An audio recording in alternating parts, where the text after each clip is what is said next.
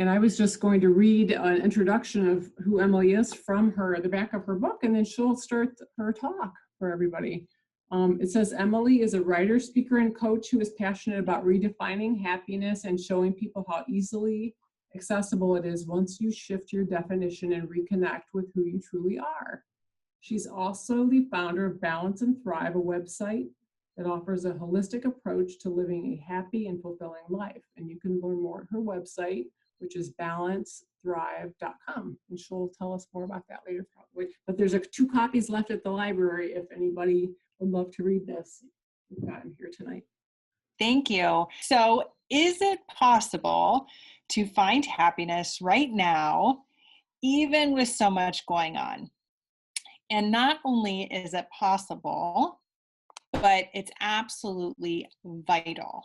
And I'm going to talk with you today about not only why happiness is so important, but also how you can find it no matter what else is going on, okay? And I truly believe that your happiness is more important now than ever. So we're in this kind of crazy time, with the pandemic going on. People are feeling really stressed and overwhelmed, and it's really easy to put happiness at the end of the priority list. Today, we're going to talk about why happiness is vitally important right now and how to find happiness no matter what else life throws your way. Okay, so happiness actually exists in some of the messiest times of life. This is not my dog, but it totally could be my dog. I have a bull mastiff, and every day, today she ate one of Spider-Man's legs. Every day she's eating something different. But I just thought that this was a fun slide to kind of depict the messiness of life, right? The health scares or the job loss or the pandemic, financial worries, all of the things that we have going on that can feel like a major distraction from happiness.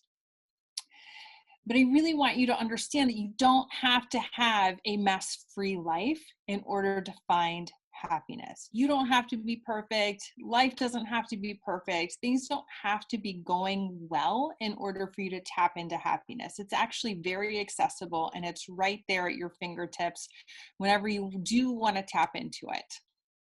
So today, we're going to be talking about what happiness is and why it matters. We're going to talk about 3 ways to embrace the mess so you don't get swept up in it. And we're going to talk about a daily practice to create a happiness-based lifestyle. I have all the distractions happening right now with my phone going off. So one quick thing that I just want to note is that what we're talking about and what I'm sharing about today is not about ignoring reality. It's not about pretending that everything's perfect. It's not about ignoring the reality of what you have going on. I've had these conversations. I volunteer for the Alzheimer's Association. That's really challenging to walk alongside that diagnosis. I have clients who are dealing with job loss, health scares, a lot of different things. And so this is not about pretending that those things are not happening, okay? This is really about letting the good, the bad, and everything coexist together, okay? It's about finding acceptance, looking at the reality of your situation, and finding a way to be happy within that. In order to be able to do that, you really have to come to an acceptance of a really fundamental belief that you have to hold true. And that is who you are and what you want matters. Your happiness matters. And it's 100% up to you to live like it. And when you accept this as true, this really puts you into the driver's seat so that you can start to see the opportunities for change. You can start to see what you can act on, what it's time to move on from. It really helps you to get into that place of looking for solutions and solving problems instead of feeling stuck and overwhelmed by all the things that aren't working. This is actually a quote from my book, Happiness Happens. I know the Mentor Library has some copies. There's copies at some other of the local libraries. And in my book, I walk you through a 5-step process to create your own happiness. And I share this with you now because it's really a fundamental belief, right? It's really something that you have to hold as true in order for any of the action you take to actually take hold and make a difference in your life. So how did I get to talk about happiness? I want to be honest with you that I am not a overly optimistic, sunshiny roses. Like, I know people who like just exude happiness and it's like their natural state. And I am not one of those people. I have to work at it a little bit. So I wrote a book about happiness. I have a program called the Happiness Happens Mastermind, and my business, Balance and Thrive, is a holistic approach to finding happiness. And I got to this space of talking about happiness in a really interesting way when my personal and professional worlds collided. So I have a background as a psychotherapist, and so I was working with children and families around mental health issues, anxiety, depression, attention-based issues. And while I was doing that, I was also dealing with my own personal journey of unexplained infertility. And it was this really interesting time where my unexplained infertility journey was 7 years long. And I got to this place where I really had to tap into this realization that I may never get pregnant. I may not become a mom. And I had to find a way to be happy anyway. I had to find a way to take this worst case scenario in this situation and find out how I could be happy within that context. And through that process, it really sparked it sparked the book. The steps that I took in my own personal life is the foundation for my book and what I do in coaching. It's what I talk about in all of my different courses and my programs. It's really about the process of finding happiness. And I truly believe, one, that anything is possible, okay? That miracles happen every day, that yes, life is challenging and it's also amazing too. And that we can hold space for that, when we can really be in that space where life can be messy, hard, and complicated. And also it can be really amazing too. That's where that space of happiness, that's where that all starts to open up. Hopefully everybody was able to download the handout. I think that came with the reminder email. And if you don't have the handout, it's no problem. Just grab maybe a notebook and a pen. But the first thing to get us started is, on a scale of 0 to 10, how happy are you? And there are no right or wrong answers. You don't have to post this in the chat. You don't have to share it with anybody. But just for yourself, do a quick assessment with how happy are you? 0, not happy at all. 10, like 100% happy 100% of the time. So go ahead and write that down on your handout. So according to the World Happiness Report, happiness is on the decline. Actually, I had just read in the USA Today not too long ago that there was a study by the University of Chicago that reported just 14% of US adults felt happy. And so, wow, that's not a lot, but honestly, and that study was done, that information was taken this spring, like during the pandemic. And I wanted to bring up this World Happiness Report because it's been over the past decade that there's been a steady decline in the overall happiness rating of people in the United States. And so, there's things like decrease in social interaction, increase in addiction, screen time, being on our phones a lot, on our computers a lot, being part of this consumer culture where we're always being encouraged or pushed to buy the next big thing, okay? Social media is huge. It's a huge distraction. It's a huge detractor away from happiness. There's a lot of comparison, a lot of drama, a lot of headline-based posts that get kind of picked up and swirled around on social media. Actually, I just saw somebody mentioning, or recently heard somebody talking about a whole Netflix documentary where they're talking about the negative impact that social media is having on our society. So that's a huge factor. And then, of course, stress related to health issues, money worries, demanding schedules, lack of confidence in the government. There's a laundry list of stressors happening. But the bottom line is people aren't happy. And that really comes down to, one, it's not being a priority, and two, not even sure what happiness means, okay?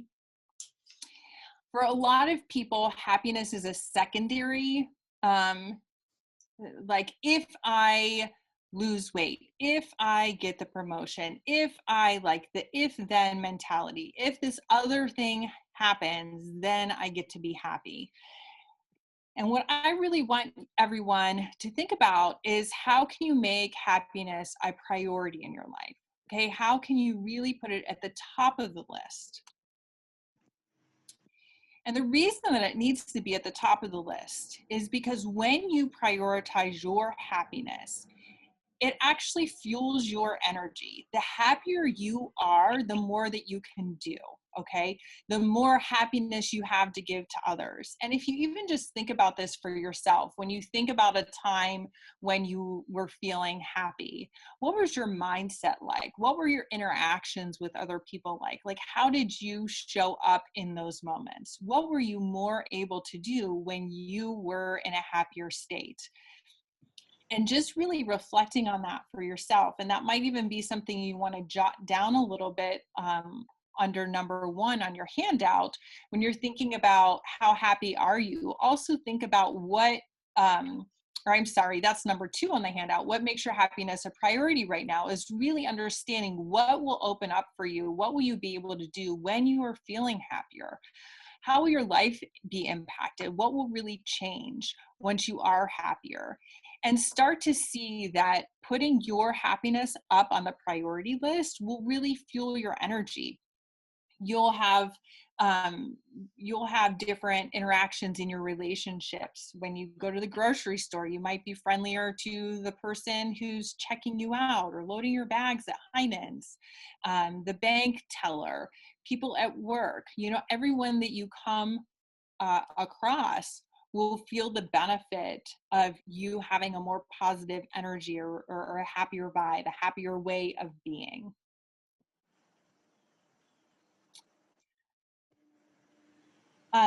And so the other thing is not even being sure what it means. So it was interesting when I was updating my website a couple years ago. I had a friend look at it, and she was like, because I use like darker colors in my website branding, and she's like, that doesn't like make me think about what happiness initially, like when it comes to mind. And I thought that was such an interesting perspective. And so she and I talked about that a little bit. But for so many people, happiness is like this, like rainbows and unicorns and, like this rose-colored glasses, this lighter vibe. And it's really important that you take the time to define what happiness means and looks like for you. Okay, so Google, according to Google, and this is actually I Googled and it was Webster's definition of what happiness is that it's the state of well-being and contentment. It's also referred to as joy. And so those words are used interchangeably, and I constantly see articles that say happiness is the one you want because that's like a deeper connection, or joy is the one that you want because that has the deeper meaning. I want to say here that which word you choose doesn't really matter so much, okay? Find the word that resonates most with you. But it's really this idea of a pleasurable or satisfying experience.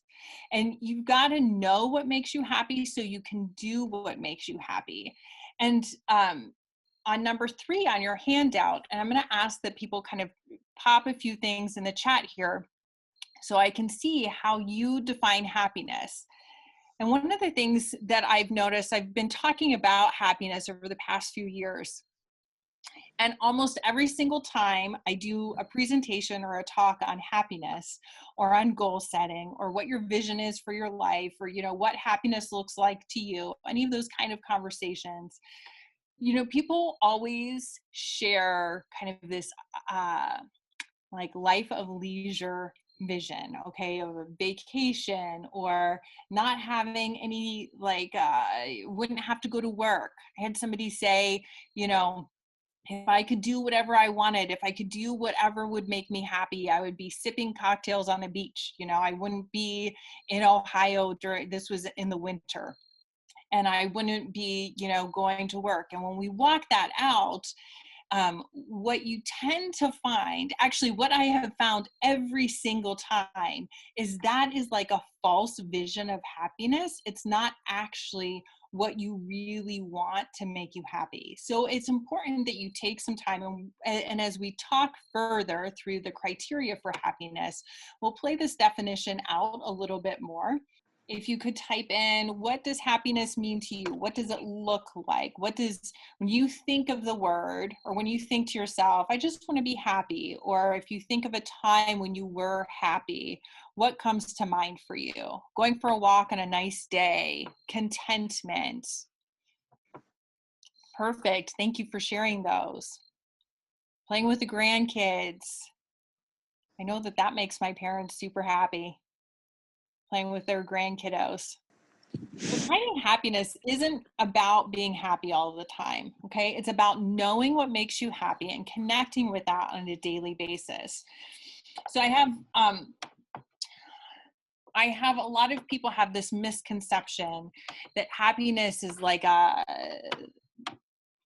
lasting feeling, but none of our feelings, none of our emotions are permanent, okay? They flow, they ebb and flow. It's very natural. And so just like the seasons change, or just like we go from day to night, finding happiness, again, isn't about being happy 100% of the time. It's about being able to tap in and to create a happiness-based lifestyle where overall you feel happy, where overall you know the things that you can and want to do to tap in to that feeling of happiness. Jane says, taking a trip and seeing new sights. Kathy says, being content, enjoying the outdoors as much as possible. Yes, those are all wonderful things that contribute to happiness. And you know, those are all things, right, that are pretty accessible. Okay, so finding happiness is about knowing what makes you happy and spending spending time each day with those things. So whether it's going for a walk, okay, whether it's spending time with your family, whether it's taking a trip, whether it's reading, whether it's cooking, or whatever it is, it's making sure that you prioritize those things. All right, so let's talk about the 5 criteria for happiness. So the 5 criteria for happiness are: 1, being connected to yourself, others, greater good. So just a deeper sense of connection. Time spent. Number 2 is time spent doing something meaningful every day. Number 3 is seeing and appreciating simple things. Number 4 is being able to be yourself 100% of the time. And number 5 is really about feeling good in your overall well-being. So let's talk through these.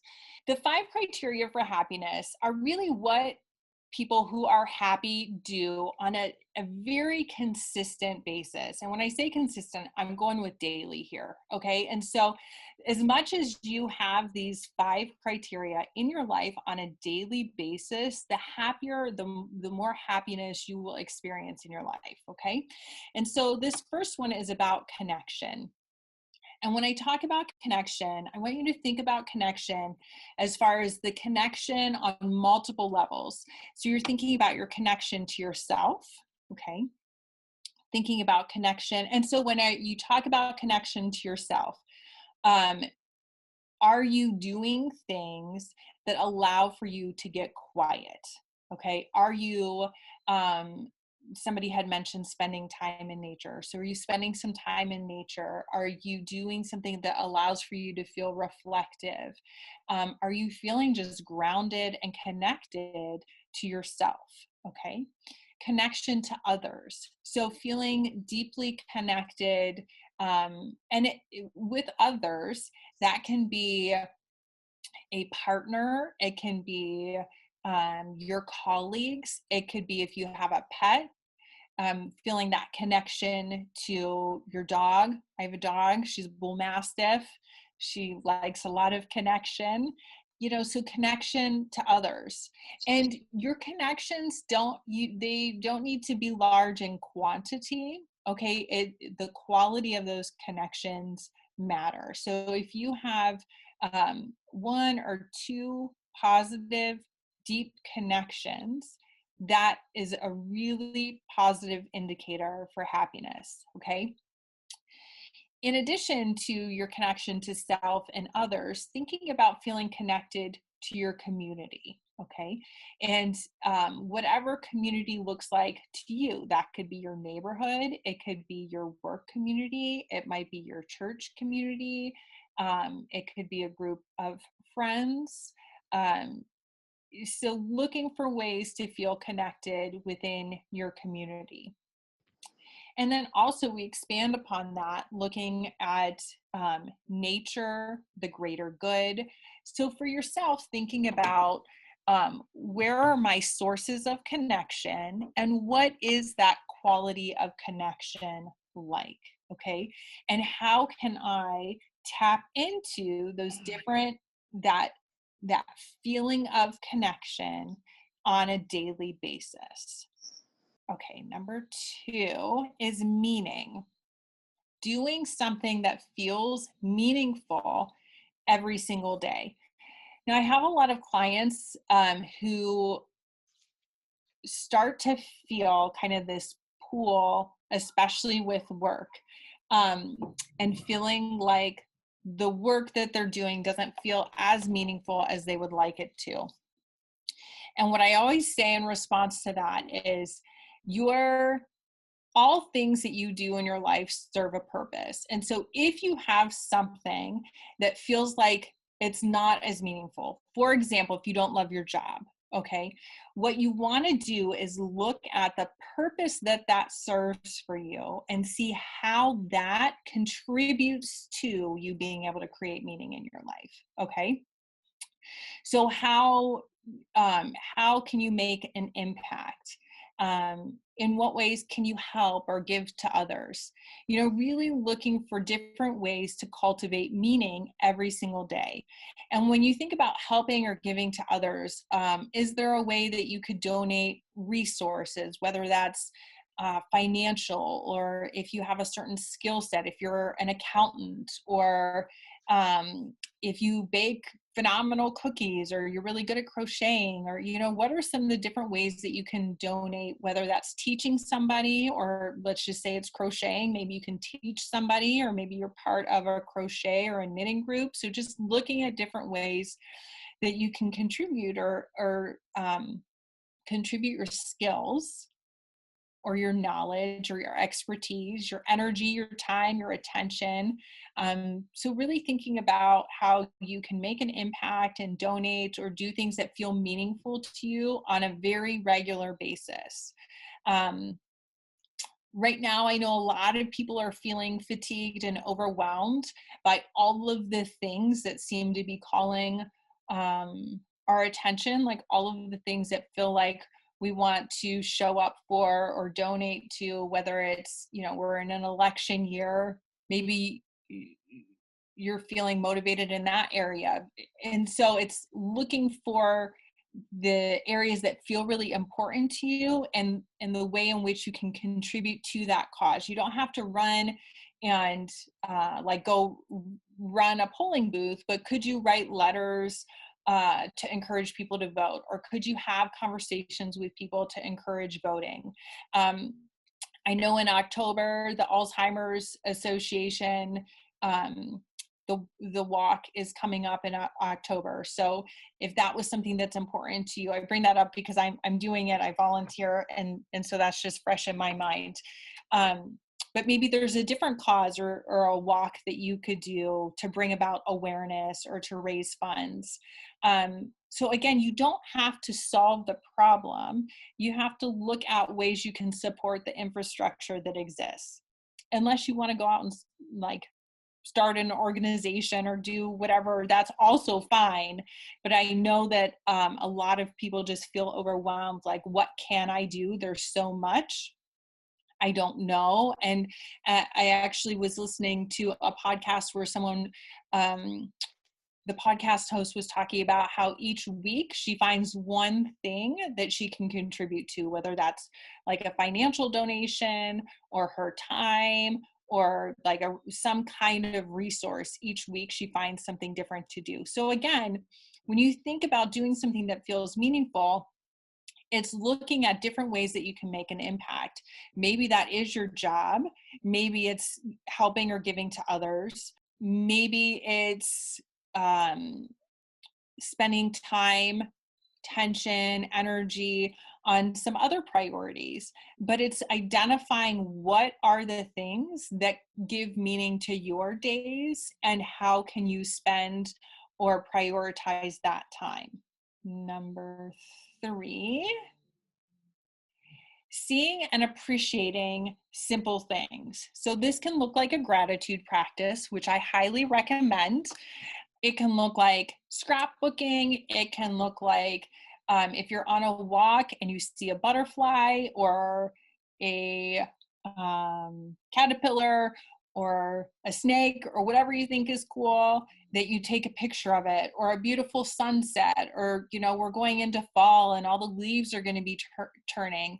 But it's really prioritizing being able to see and appreciate the simple things. And appreciating the step before that, you have to see it, you have to acknowledge it, right? You have to see it and like see that you're seeing it, and then take a moment to appreciate that. Okay.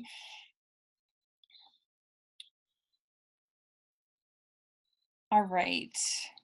Number 4, being able to be yourself 100% of the time. This means that when you're at work, when you're with your in-laws, when you're with your book club, when you're wherever you are, no matter what, you feel like you can be yourself 100% of the time. I talk a lot around stress is another topic that I talk about a lot. And one of the biggest frustrations that I hear from people when they're feeling stressed is that they feel pulled away from themselves. They can't act in alignment or in integrity with what's most important to them, with their values, or just feeling pulled away from that. And so a huge factor in happiness is being able to be yourself 100% of the time. No matter where you are or who you're with, you feel like you. And this is something that my book I dive into in step 2, because so often people feel pulled away from themselves. We get into, like, as I mentioned with stress, you get into go mode of just doing, that you stop to sit and reflect and say, actually, what is it that I want right now? What's important to me? Who am I at this stage of my life? Okay, because with every stage, with all the different phases in life, we change, different things become important. I know that for myself, I feel like every year since I have a 4-year-old after 7 years of infertility, so I was different even then, and different as I was pregnant, and then when I was a new mom versus who I am now as a mom with a preschooler, and just like these different stages. Okay. And we don't often enough take a pause. I actually recommend that people do this once a year. Take a minute to really reconnect with what your values are, what's important to you right now. Who are you? Who do you want to be, right? How do you want to show up? What does that look like? And really making an intentional effort to show up in that way 100% of the time, so that you're really feeling in alignment. You're really feeling powerfully like you. And number 5 is feeling good. Okay. If you've ever not felt good, you know how important feeling good is, right? If you've ever had a cold or a headache or a stomach bug, like anything that distracts you, any way that you don't feel well, it distracts you. And so feeling good, your overall well-being, is definitely a criteria for happiness, because if you are not feeling good, you will be pulled away from, distracted from being able to be happy. And so this is just some thinking of like basic self-care, food, water, rest, moving your body, all of these different things that allow for you to physically, mentally, and emotionally feel good. And when you prioritize and when you do things that really enhance your overall well-being, it's you prioritizing happiness. It's what will make it easier for you to actually feel happy, to enjoy your life, to show up and to tap into this feeling state. So those are the 5 criteria for happiness. And I'm just curious, when you hear me talk about those, are you feeling like, oh, I am doing great? I've got these 5 criteria, right? This connection, meaning, appreciating the simple things, feel like myself, I'm feeling good. How are you feeling on these? Are you feeling like this is really accessible and attainable to you? Do they feel a little sticky? You're not too sure? I just want to do a quick check-in, and I've got the chat box back. So how are you feeling as far as how accessible or how doable this is for you when you think about the 5 criteria for happiness?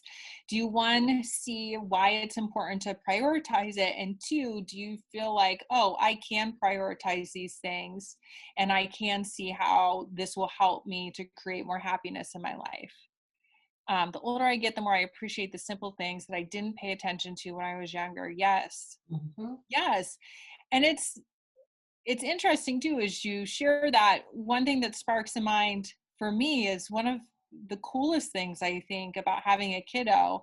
And I know somebody mentioned grandkids, but being able to see life and like experience things and the zest and like the happiness that they just, we went to the beach not too long ago, and just seeing them run into the water and be excited about the sand and love skipping rocks and all these different things. So being able to see and appreciate the simple things. We get distracted from those things because we get busy. Keeping connections has been hard during the pandemic. Yes, it's interesting because it's hard because we don't have that personal connection, but there's a real opportunity to get creative with your connection. One of the things that I think is so interesting, and I don't know, I'll show this. I have a monthly Happiness Happens calendar that I send out with different ideas, and I include ideas. Each day has an activity or something for you to do to create more happiness in your life. And I'm speaking to the keeping connections part. And so when I create the calendars each month, I review the criteria for happiness and make sure that I'm incorporating those consistently into the calendar. But keeping connections, this is actually a real good opportunity to get creative. And one of the items that I put on the calendar a couple times during this pandemic is writing a letter. We forget because we're so used to texting or email. I feel like even phone calls are less common now than they once were. But letter writing and sending things in the mail is a really powerful way to connect and a really great way to make somebody's day. And so as hard as it has been to not have connection, there's also a unique opportunity to get creative with the ways in which we connect with people, and to take that off a tech-based platform and look for different ways. I had somebody, my sister, for Mother's Day had mailed me just some like makeup, like sample size makeup things. And I just loved opening the package and getting that in the mail, sending letters or postcards, even photos. If you are going through pictures, if you come across a book that you think somebody would really enjoy, you could package that book up and write a little inscription inside that said, I just read this, I thought you would enjoy it, or I came across this book. Just looking for different ways or creative ways to connect. And I understand that it's not the same as personal connection. I totally get that. And we're not trying to replace, okay? We're just looking for creative ways to facilitate a connection, because it is hard. That loss of connection has been hard. And I can definitely relate to that. So in no way am I trying to minimize that. I just do want us all to like think of some creative ways that we can find connection. I feel like this is a good reminder. I'm not doing all these things. I feel like this is accessible. Awesome. So finding happiness, it is really accessible. When you start to look at this, and again, I really want to stress that I came through this, like my path to finding happiness was in some of the most challenging times of my life. Okay. 7 years is a long time to deal with unexplained infertility and constant like hurt and disappointment and feeling frustrated, and really being able to get to a space where, yes, this hard thing is happening, and also I can find a way to be happy too. And that kind of segues me into 3 ways to embrace the mess and not get caught up in it, because life is messy. There are things that are hard and challenging. So even as you talk about, Linda and Kathy mention keeping connections, and that's hard, and the loss of connection is hard. And yes, I think Facebook is not necessarily a good way to connect right now, brings animosity right now. Absolutely. I actually have been, not right now, but I because I have a program running, so I'm using Facebook, but I definitely encourage people to take breaks from Facebook, from social media, because one, even though we are more connected than ever, we're actually feeling less connected than ever. And a huge reason for that is social media.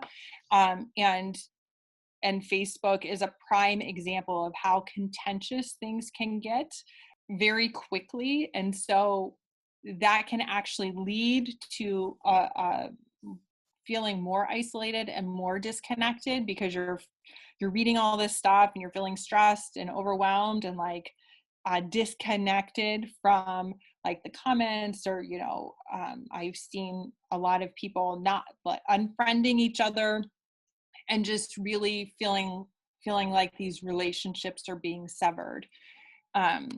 So social media is a very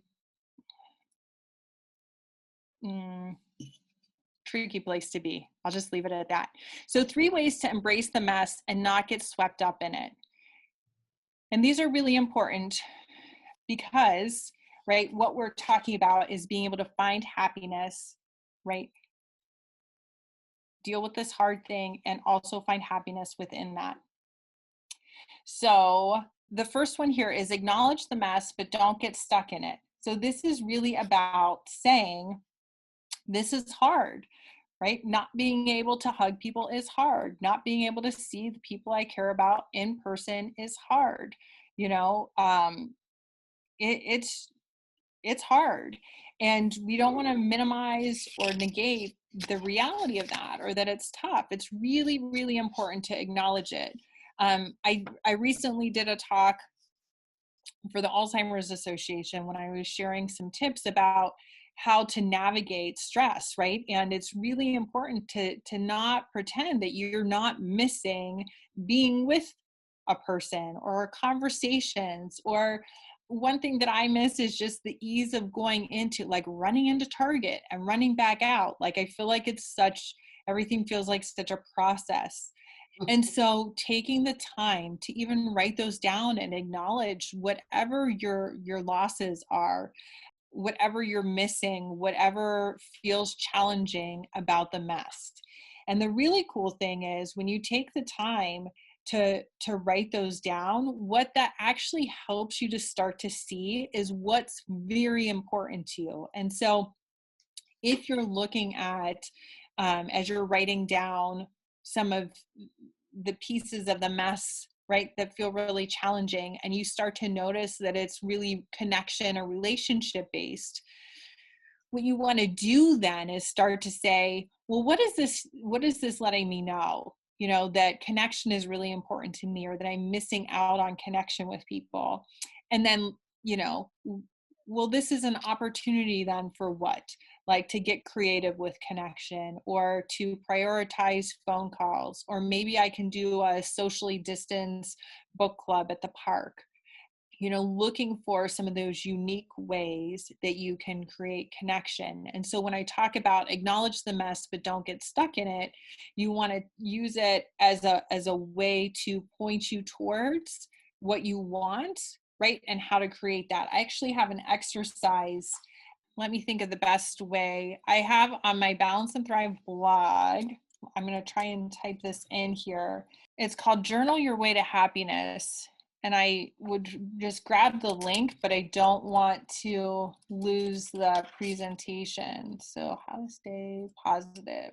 balancethrive.com/how to stay positive. And I just typed that into a chat, but there's a journaling to happiness journal your way to happiness exercise that is great to use for this acknowledge the mess, but don't get stuck in it.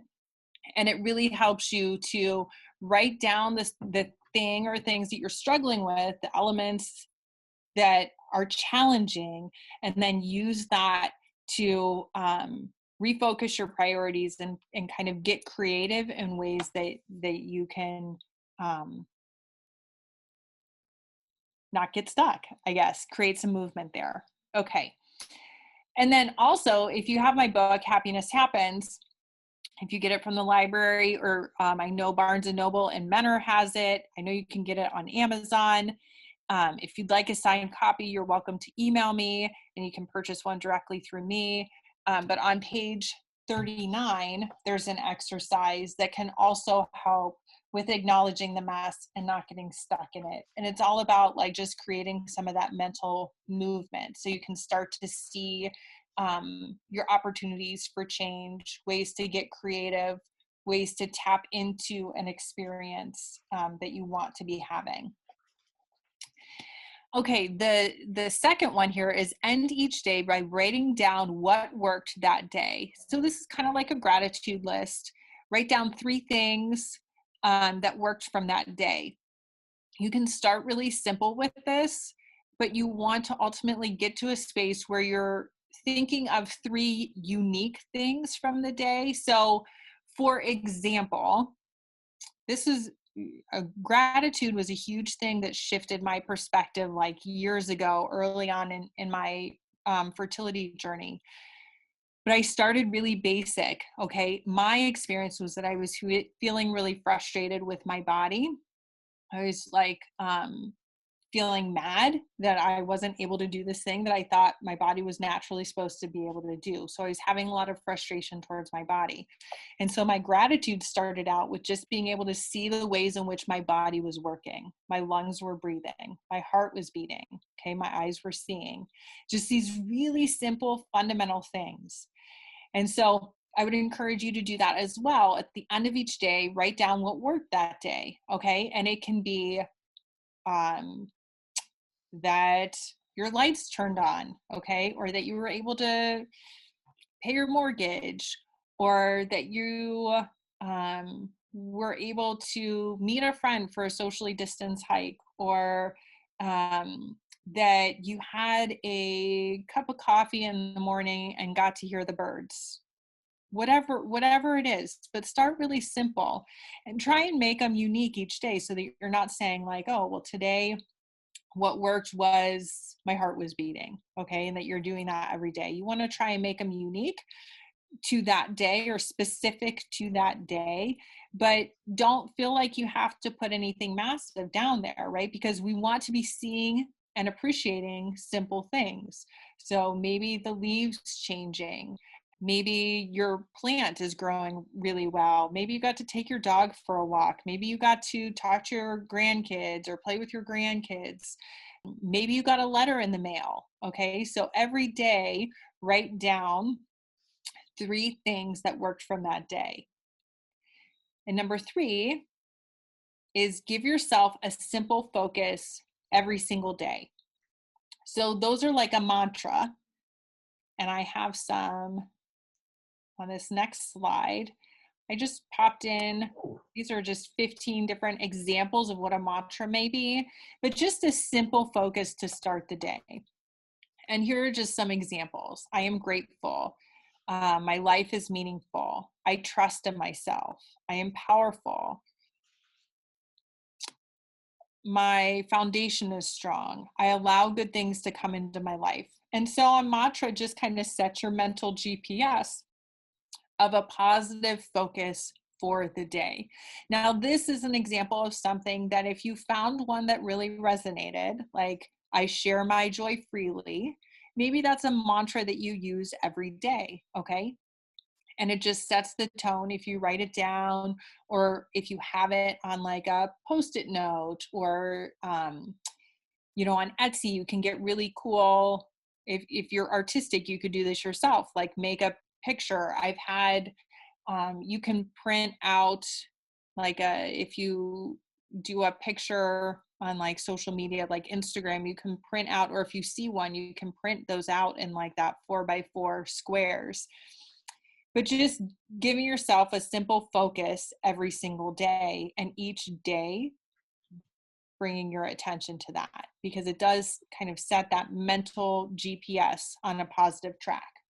All right, and then a daily practice to create a happiness-based lifestyle. So you all should have received this handout, which is a daily happiness practice. I would switch screens, but I don't want to lose it. So hopefully you all have this. But if you have a journal, you can just write this in a journal, these different questions. But in the morning, it says a mantra, something that you're looking forward to make today great, I will. And so think about how you can bring the 5 criteria for happiness into your daily happiness practice. And so today, to make today great, I will, you would maybe think about one of the criteria for happiness that you're going to focus on for that day. So maybe it's connection, okay, or something meaningful. Maybe that's the day where you're doing Meals on Wheels. And so to make today great, I will, do the Meals on Wheels with, new jokes ready to share with people, or a smile, or just bringing positivity. So again, it's just about setting the intention and bringing these simple focuses into a daily practice. And then on the daily practice sheet, it says in the evening what you're grateful for, people that you appreciate, and 3 good things today. So again, it's just really about kind of aligning what we talked about today into a practice that you can put into place on a daily basis. And you can use this handout, right? Or you can just write it in a journal, whatever works best for you. You can keep a notebook handy next to your nightstand and just jot these things down as you go. So you don't need things to be perfect in order to be happy. You get to be happy living your life in your own way, and by creating a life that's a beautiful and honest expression of you. Show up in your life every single day exactly as you are. This is really what my book, Happiness Happens, is about. This is what these strategies that we talked about today can help you to achieve. But happiness really is, it's part of living a messy and real life, but it's really done by being able to access these 5 criteria for happiness and really showing up as yourself and embracing whatever life throws your way every single day. So just here's a quick little recap of what we talked about today. So what happiness is, why it's important, why it's vitally important, especially right now, because we need more of that positivity. You need to have that energy, that positive energy to do positive things. And the more of that you have, the more of that you have to give to others. We talked about the different ways to embrace the mess so you don't get swept up in it. And then the daily happiness practice, which you all have as a handout. So now I just want to thank you all so much for sharing your evening with me. This is just a picture of my book, Happiness Happens. And I would love to answer any of your questions or hear any of your insights. I'd love to know what one takeaway is for you. Like, what's one thing that you're excited to put into practice? What's one thing you're going to do that we talked about this evening? And then feel free to ask any questions. I'm going to go ahead and stop screen sharing. So every month I create a new Happiness Happens calendar. One for September, just different, like go apple picking, end your day by writing down 3 things you're grateful for from today. Write out your fall bucket list, just some things you want to do for the fall. So it just gives you some different ideas to help you tap into happiness every single day, because it's easy to get distracted. Thanks for a great presentation. You're welcome. Thank you all so much for being here with me. And thank you to the library for having me. I know we scheduled this before COVID, I think. I feel like it's been on my calendar for a while, and I feel like this timing actually ended up being really perfect. So yeah. We were hoping to have a whole month of happiness presentations, and it seemed kind of weird to do in the middle of this whole thing. So we kind of canceled so we didn't Zoom presentation everybody out. So we just kind of kept you, and then we have a variety of other things, but we didn't want it to all be about happiness since there's so many other things happening. Well, I just saw a question pop up. How do you stop fear from creeping in during pandemic? So what I say, that's a question that I feel like I need some more context, but here's going to be kind of my, the answer that the thing that I recommend that I think has been most consistently helpful to people kind of with the spectrum of fear that can crop up is that a lot of times when we're in this space of fear, we're playing out all of these different worst case scenarios. Okay. And so the thing that I think is most helpful is just to pause, like literally when you catch yourself in that space of thinking, tell yourself stop and focus on what you know, okay, in that moment. And so look around and ground yourself in what you know, okay? And so you can say, it's dusk right now. I'm sitting in a chair, I have dinner on the table. I know that my family is safe right now. Like it's whatever the things. And so it's really great to align that with whatever the fear is, and it's, you can say, I'm healthy right now. I know that my family is safe right now. And so it's really just, and it's good to write these down, 1, because it slows your brain down. And 2, it's just really grounding you in this information that you know for sure, which may not stop the fear from creeping in, but it will stop the fear from cycling out. Okay. And from really spinning out.